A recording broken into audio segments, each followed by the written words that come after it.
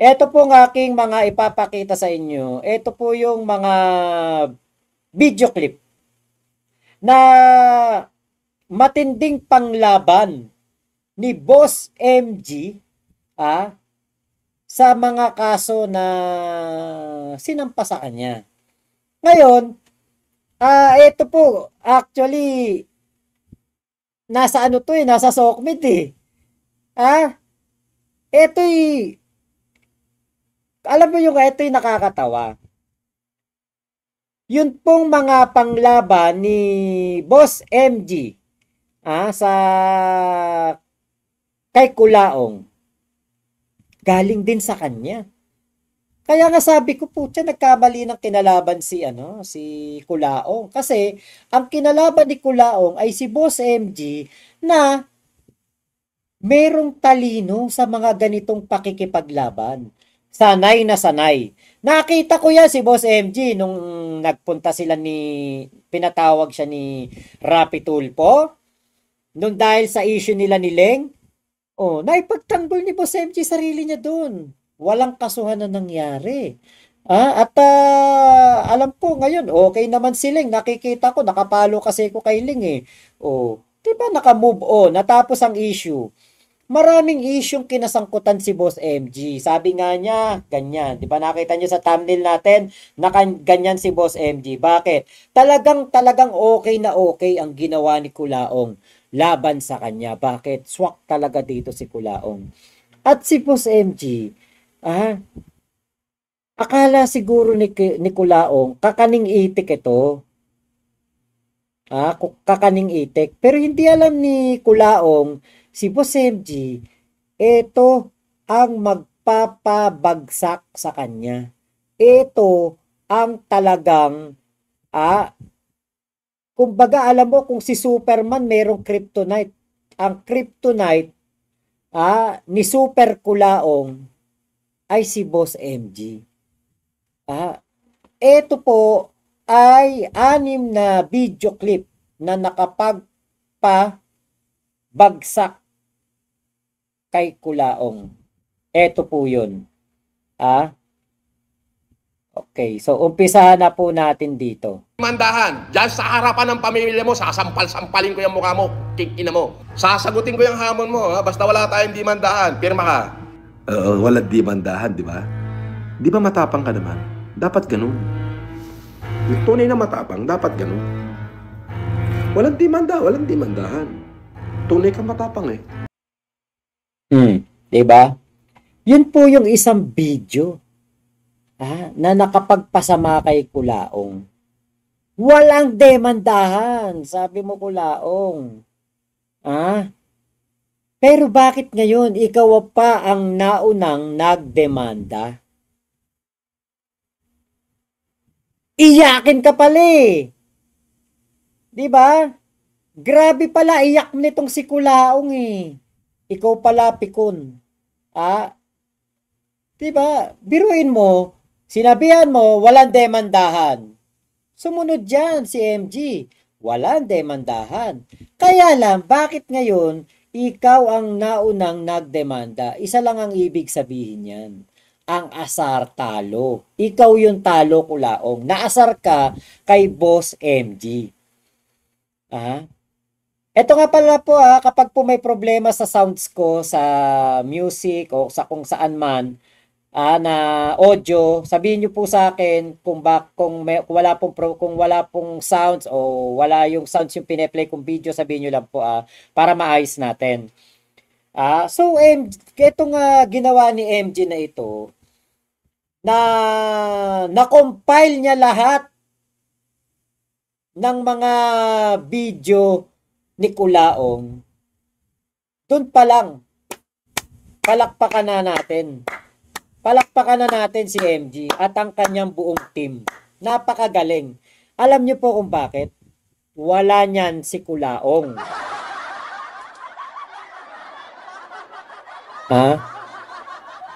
Wala pong team si Kulaong na katulad ng team ni MG. Ang team ni Kulaong si Casper lang.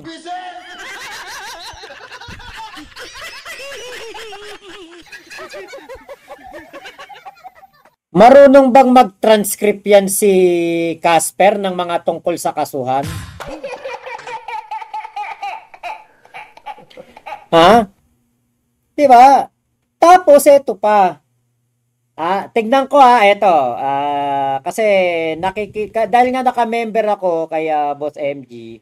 Tignan natin. Tignan natin kung ilan na yung likes. Yung views hindi natin makikita. Tignan natin yung likes. Okay. So, ang likes po ngayon ng video na ito ni Boss MG ay nasa 503. Okay. Yung likes yung views hindi natin makikita. 503 likes. So, imaginein mo yon 503 na ang nakapanood ng video ni Kulaong. Kanina, nung ako'y nanood, 388 pa lang. Yung likes. Doon ako nagbase lang sa likes Puwera pa yung mga hindi nagla-likes. Si Kulaong hindi nag-likes yan. Si Kulaong hindi nag-likes yan.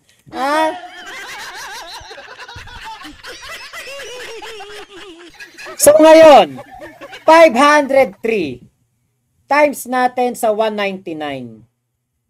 Tignan nyo po kung magkano.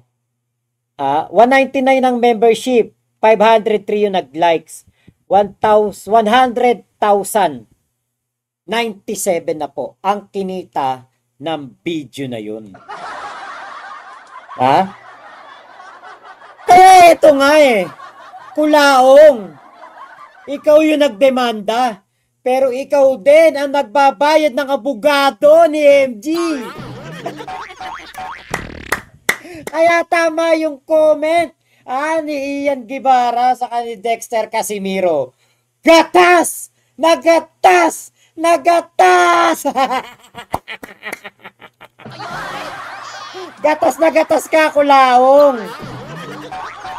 Putya. Nagkamali ka ng kinulaong mo. Yung kinasuhan mo, ang nagbabayad ng mga abogado, ikaw din. Diba? Sus Mario, ano ba naman yan? Diba merong mga editor, mga secretary, mga tauhan si MG. Meron pa siyang legal team. Meron siyang editorial team. Yung editorial team, tingin ko, yan ang nakaano kay Kulaong. At yan ang mga nagre-record ng mga video ni Kulaong, nagse-save, nagta-transcript o nagda-download mga ebidensya. Diba? Kaya po, si Kulaong, putang ina, kinalaban mo si MG, ang tauhan mo lang si Casper. Abogado nga, wala yata ikaw Baka yung abogado mo nga, hindi mo napapasahod, hindi mo nababayaran Diba? Kaya talagang dito nga po sa laban na ito, soplak na soplak si Kulaong. So yung sinabi ni Kulaong na walang demandahan, yan ang isa sa nagpasama sa kanyang pagkakaso. Sabi mo walang demandahan, ba't ka nagdemanda? So ibig sabihin ba niyan, yung tuling-tuli at malakas ang malaki kalembang na si Norman Mangusin, nabuiset ng isang MG. Bakit nabuiset? Na real talk. Na real talk Diba? Ito pa ang isa sa mga video na nakapagpasama kay Kulaong. Abogado tarantado. Pagbuhuling ko kayo ng abogado mo The moment na naging public figure ka, tarantadong engkanto lubugang panga. Dapat tatanggapin mo batikos ng tao. Kasi public figure ka Nakuha mo? Sana hindi ka nag-vlog. Gonggong. Didemanda kita. Tarantado. Gusto mo, sampalin ko kayong dalawa ng abogado mo? Halika. Andito ako sa bahay. Gusto mo, pagbuling ko kayong dalawa Nung ako naging public figure, sinira nga yung buhay ko, di ba? Tinanggap ko. Opinion ng tao yun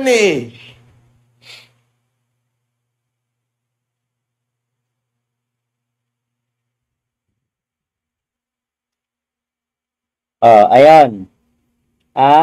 Sabi ni Kulaong, public figure ka.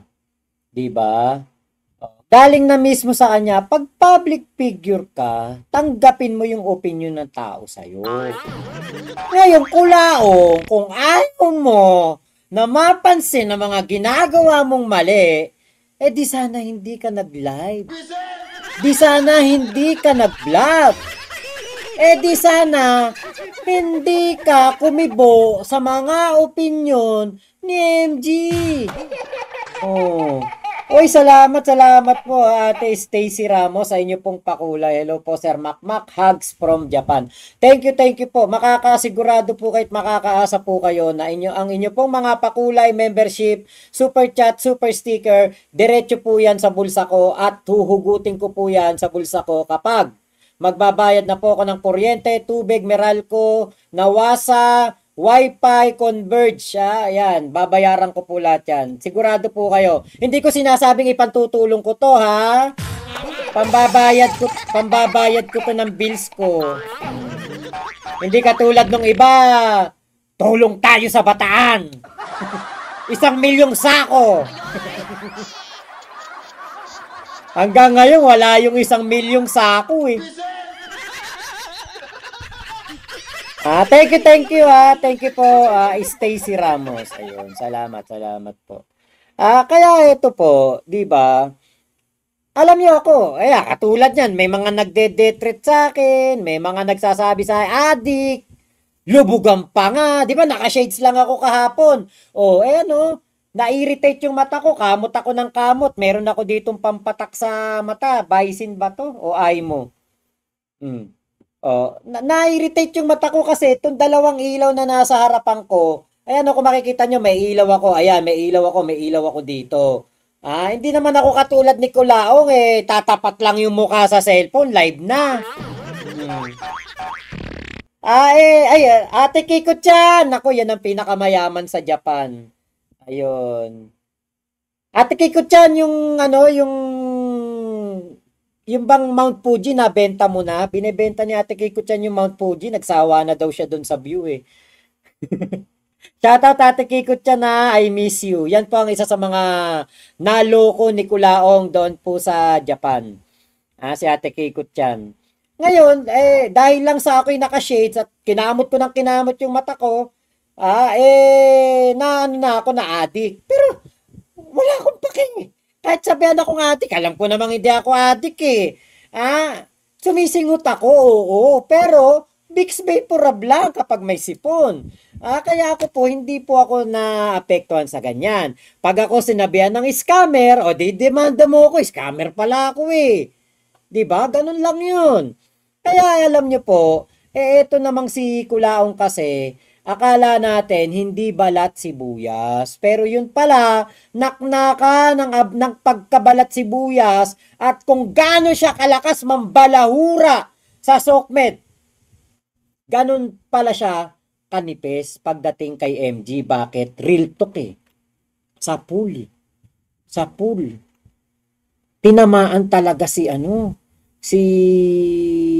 Kulaong. Dito kay MG. Tapos, diba, Kulaong, ikaw, nung nakakulong ka, katakot-takot na pagbabanta ang ginawa mo sa akin. Nilabas mo pa yung tunay kong pangalan. Kasi, syempre, bilang sumusuporta noon kay Kulaong, nalaman niya yung tunay kong pangalan. Actually, sa mga recordings, binabanggit niya yan. Baka, hindi nyo lang siguro napapansin. Yung tunay kong pangalan, sinabi niya. Pinagbabantaan niya ako. Pati kami 14 vloggers, sabi niya? Pag baka gusto nyong pag-aanoin ko kayo, dukutin ko kayo sa mga bahay nyo. Pagpapatayin ko pa kayo, yun ang mga sinasabi ni Kulaong sa amin. Pero hindi kami nagdemanda o wala kaming kasi bakit? Kasama yun, eh. Kasama yun sa pagiging public figure.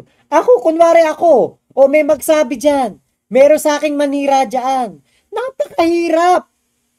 Napakahirap na magdemanda. At aksaya lang talaga ng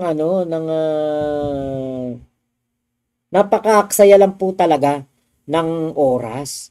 Kasi nga po, ang pagdedemanda, talagang talagang uubusan mo ng pera at panahon yan. Pero alam natin kung bakit ito ginagawa ni Kulaong. For clout. For clout to. Bakit? Siyempre, Kulaong, sinampahan ng demanda ang isang makagago. Gagamitin niya tong stepping stone para sa kanyang mas matinding pangloloko or malay natin baka sa mas matindi na in the future na plano niya. Baka ito ang dahilan kung bakit niya nasabi to. Kasi meron po siyang sinabi sa kanyang isang live. Ito po, ipe-play ko sa inyo ha. Ngayon ko lang naisip tong ipakita kasi hindi ko to na ready. Ito, nasan ba yun? Okay. Ito yata, pakinggan muna natin. Kayaan ko na yung kaso na sa korte na Hindi ito yun. Teka, yung isa yun. Teka po, ito. Okay, ito. Kaya niya siguro binabanatan din si MG at kaya po siya nagdemanda talaga kay MG kasi nga po, kailangan niya ng subscriber sa YouTube.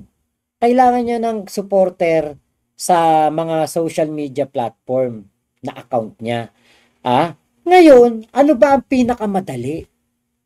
Labanan mo yung malakas. At si MG yung malakas. Si Kulaong yung pipitsugin dito, yung kakaining itik. So, eto po ay galing mismo kay Kulaong. Sa bunganga niya mismo. Pakinggan po ninyo.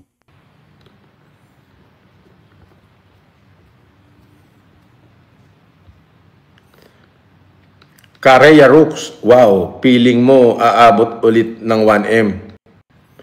Oo naman, aabot ulit ng 1M. Sobra pa. Mahigit.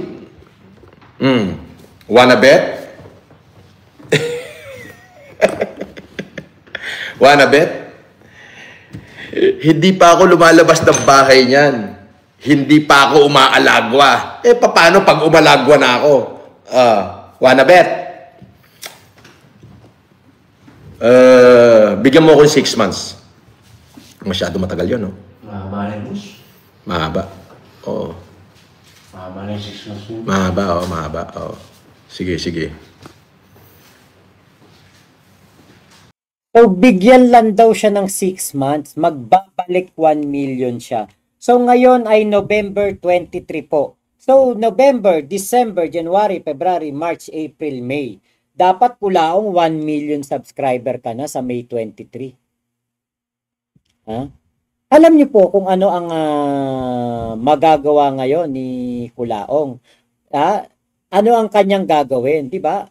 Banatan niya si MG, idemanda niya para makakuha siya ng mga follower na galit kay MG.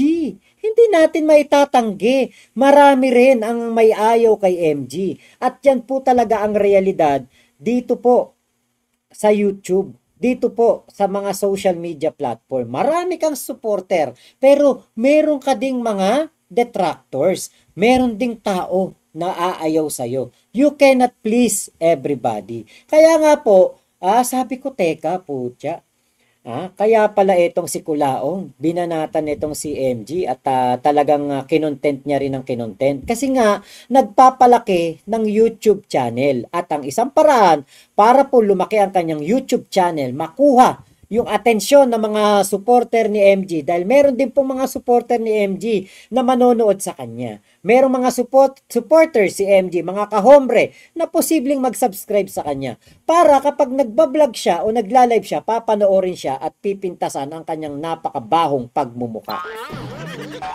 The picture that you can smell. Diba, Tikikutchan? The picture that you can smell. Bakit? Abay, tignan mo pa lang eh. Alam mo na talaga eh. Na hindi ka iga-igaya ang maaamoy mo kapag nakita mo siya. Gusto nyo ba ng Gusto nyo ba ng horror? Teka nga, tignan nga natin. Eto po, para sa mga manonood natin ngayon, 990 na manonood. Press 1 kung gusto nyong makita. Makita ang pinaka nakakatakot na muka sa buong mundo. Press 1. Press 1, please. Kahit isa lang. May mag-press 1 lang na isa. Papakita ko na. Papakita ko na ang pinaka pangit na muka sa buong mundo.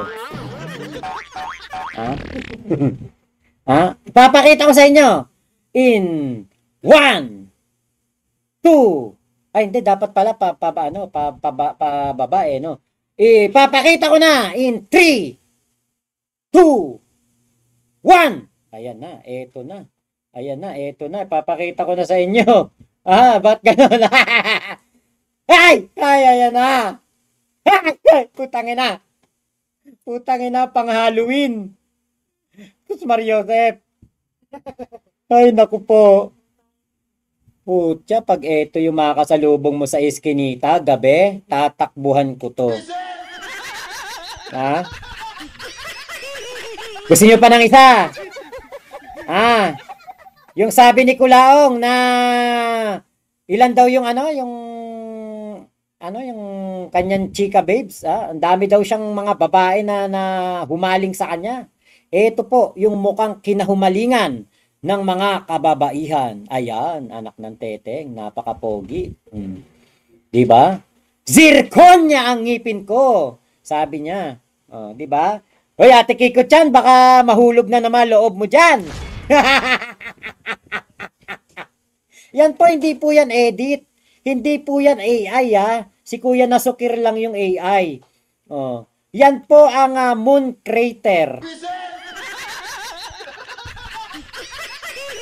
Kung meron po kayong meron kayo nung Samsung na yung na Samsung na cellphone, yung na zoom ng pagka-lapit-lapit talaga sa moon. Tignan nyo yung butas-butas ng moon saka yung butas-butas ng mukha ni Kulaong. Same na same lang.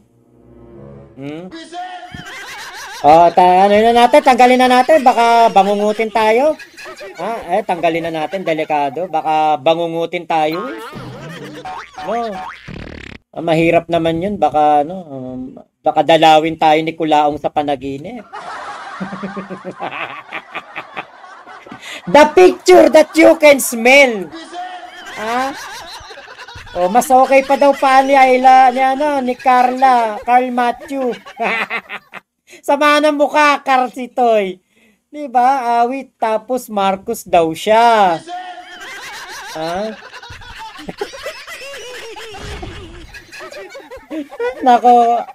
Nako, pasintabi po sa mga kumakain, Yung mga may matitibay lamang pong sikmura ang kayang kumain na nakikita si Kulaong. Yung ilong parang pinatong lang. Makadiri, baka hindi ako makakain ng lunch. Ayos yan, Ate Virgie. Makakapag-diet ka. Sa mga nagda-diet, yan po, patarpulin nyo si Kulaong. Lagay nyo sa may dining table niya. Pustahan, di kayo kakain. Burog-burog, the quick brown fox. Kulang sa puts pa, puro alipong. Mukha pinaputs pa. Mariosep. Makinis pa, hollow blocks. Iyega, game reviews, too late Mac, ayoko na kumain. Sus Mariosep. Layong-layo sa mga mukha ng mga totoong Marcos. Diba, burog-burog, butas na durog ang mukha, na native itsura ni Mangusin.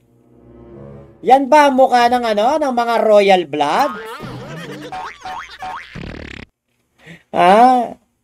Diba, sus Mariosep? Hali niyan, taga Bulacan lang yan. Sabi ni Reynante Eschola. Diba? Kita nyo po. Si Ate Mayet tuwan-tuwa eh. Oh. Kaya alam niyo po, ay naku talaga. Sa mukha pa lang, 'di ba? Si Boss MG makinis. Oh, makikita mo talaga na maayos, makinis, 'di ba? Pero yun nanlalait kay Boss MG. Sus Mariosep naman, ano ba namang klase 'yan? Kaya ikaw Kulaong, bilang isang tawag dito, bilang isang influencer o bilang isang vlogger, kung babuyin namin yung pagmumukha mong pagkapangit-pangit, huwag kang ma-open, diba? Huwag kang ma-open. We're just saying the truth and we know truth hurts.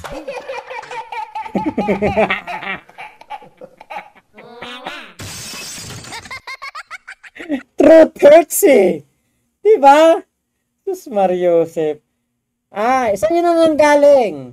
Kung ayaw mong mapatikos, ayaw mong masabihan ng mga pangit na pananalita, huwag kang mag-vlog. Diba? Kitang-kita mga blackhead sa muka, kadiri ka Kulaong malayo sa mga kutis ng Marcos family. Totoo po yan. Kita nyo naman si PBBM, kita nyo naman si Sandro, ang pogi-pogi ni Sandro, di ba? Pati yung bunso, gwapings. Kaya, di ba, Sus Mariosep, misteryosa, tama na, wag mo na i-flex, please. Mas kamukha niya si Diwata. Uy, mas pogi naman si Diwata dyan. Di ba, Mugiwara, kulog tinubuan ng buwan. Ano yan? Kulog tinubuan ng mukha. Maghihilamo sa puts pa. Ivan Severo, mukha pa lang, kaso-kaso ka na. May tsura pa puwet ko, Boss Mac. Baka nga makinis pa puwet ko dyan eh. Paul Gaming shoutout. Ayan, Bagani. Si Kuya Carling nandyan din. Kaya alam nyo po, galing na kay Kulaong, di ba? Kung ikaw ayaw mo makadinig ng batikos, manahimik ka sa bahay mo, wag mong pasukin ang mundo ng mga influencer at vlogger. Yun, nakita nila Mac yung nag-jacolor siya. Ay, hindi po. Naku, ate, wag mo namang i-ano dito yung issue na yan kay Kulaong. Baka i-play ko dito yung video na yan na nag-ano siya. Hindi ko pa nga nilalabas dito yan eh. Actually, hindi naman talaga natin pwedeng ilabas dito yan. Kasi kapag pinakita natin dito yung video na naglo-lo siya sa isang ka-video call niya, nako, lalo nang masisira yan si Kulaong. Oy, Tol Rocky! Nako, alam ni Tol Rocky yan kung sino yung naglo-lo. Katawagan, taga-Amerika. Naku po. Pati si Nay Ebing. Abay, gusto pampatusin. Ay, nako talaga. So, yan po yung nakapagpasama kay Kulaong. Influencer siya eh. Hindi po ganun kadali. Ang, kumbaga, para makonvict si Boss MG, kailangan po ng matindi na mga talagang titimbangin ng korte kung meron ba talagang batayan para makonvict si Boss MG sa mga ikinaso ni Kulaong. Dito pa lang, tingin ko wala na talaga.